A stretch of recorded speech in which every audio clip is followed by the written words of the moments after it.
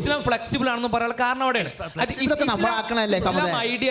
ഇസ്ലാം ഐഡിയലായിട്ട് ഇസ്ലാമിന്റെ ഗവൺമെന്റ് എങ്ങനെ വേണമെന്ന് പറയുന്നതും അതിനപ്പുറം മുസ്ലിം ആയിട്ടുള്ള ആൾക്ക് എവിടെയൊക്കെ ഏതൊക്കെ തരത്തിൽ ജീവിക്കാന്ന് പറയുന്നത് രണ്ടാണ്. ആ ലോ എന്ന് പറഞ്ഞാൽ ദൈവം തന്ന ലോയിലുള്ള കാര്യമാണ്. ഗതികേടോണ്ട് ജീവിക്കുന്ന കാര്യമില്ല. ഗതികേടോണ്ട് ജീവിക്കുന്ന കാര്യം എവിടെയും പറയില്ല.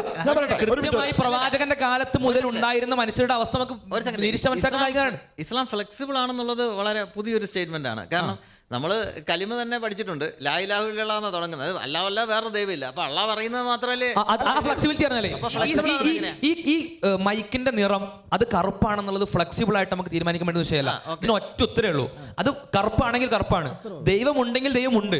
ദൈവം ഇല്ല എന്ന് ദൈവം ഉണ്ടായിരിക്കെ ദൈവമില്ല എന്ന് വിശ്വസിക്കാൻ പറ്റുന്നത് ഫ്ലെക്സിബിലിറ്റി അല്ല, അത് അബദ്ധത്തിലേക്ക് പോകാനുള്ള സ്വാതന്ത്ര്യം കൊടുക്കലാണ്. ദൈവം ഒന്നായിരിക്കെ ദൈവം ഒന്ന് മാത്രമായിരിക്കെ ഒന്നിലധികം ദൈവം ഉണ്ടെന്ന് വിശ്വസിക്കാനുള്ള അവസരം കൊടുക്കൽ ഫ്ലെക്സിബിലിറ്റി അല്ല, അബദ്ധത്തിലേക്കും തെറ്റിലേക്കും മനസ്സിനെ കൊണ്ടുപോയിട്ടാണ്. എന്നാൽ ഫ്ലെക്സിബിൾ ആയ തീരുമാനങ്ങൾ എടുക്കാൻ അവസരമുള്ള, അത് ഓക്കെ ആകുന്ന, അതിൽ പ്രശ്നമില്ല എന്ന് സർവജ്ഞാനിയായ ദൈവത്തിന് ബോധ്യമുള്ള വിഷയത്തിൽ മനുഷ്യന്